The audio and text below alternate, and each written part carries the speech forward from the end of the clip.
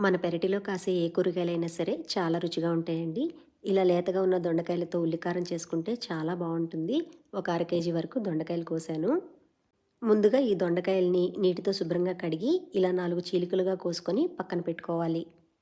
ఇప్పుడు ప్యాన్‌లో ఒక గరిటె నూనె వేడి చేసి అర స్పూను జీలకర్ర, ఒక స్పూను ధనియాలు, ఒక స్పూను నువ్వులు, మీ కారంకి తగ్గట్టుగా ఎండుమిరపకాయలు, కొద్దిగా కరివేపాకు, 4, 5 వెల్లుల్లి రెమ్మలు వేసి ఇలా దోరగా వేయించి పక్కన పెట్టుకోవాలి.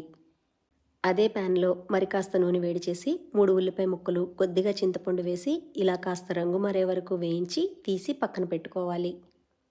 కాస్త వేడి చల్లారిన తర్వాత మిక్సీ జార్‌లో మనం వేయించి పెట్టుకున్న దినుసులు, మీ రుచికి తగ్గ ఉప్పు వేసి ఒకసారి గ్రైండ్ చేసి ఉల్లిపాయ, చింతపండు కూడా వేసి ఇలా కాస్త బరకగా గ్రైండ్ చేసుకొని పక్కన పెట్టుకోవాలి.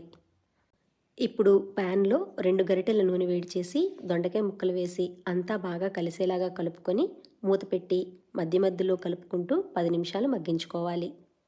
10 నిమిషాల తర్వాత మూత తీసి చూస్తే దొండకాయ ముక్కలు ఇలా కాస్త మగ్గుతాయండి. అప్పుడు కొద్దిగా పసుపు, మనం గ్రైండ్ చేసి పెట్టుకున్న ఉల్లి మసాలా కూడా వేసి అంతా బాగా కలిసేలాగా కలుపుకోవాలి. ఉల్లిగుజ్జు అడుగు పట్టకుండా మధ్యలో కలుపుకుంటూ 10 నిమిషాలు మగ్గిస్తే సరిపోతుందండి. కూర మగ్గిపోయిన తర్వాత మనకి ప్యాన్ చుట్టూ ఇలా కాస్త నూనె తేలుతుందండి. అప్పుడు కొద్దిగా కొత్తిమీర వేసి ఒకసారి కలిపేసి స్టవ్ ఆఫ్ చేసేస్తే సరిపోతుంది. ఇంతేనండి, దొండకాయ ఉల్లికారం రెడీ అయిపోయింది.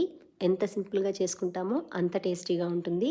ఈ దొండకాయ ఉల్లికారాన్ని వేడి వేడి అన్నంలో కలుపుకొని తింటే అదిరిపోతుంది. మీరు కూడా తప్పకుండా ట్రై చేసి చూడండి.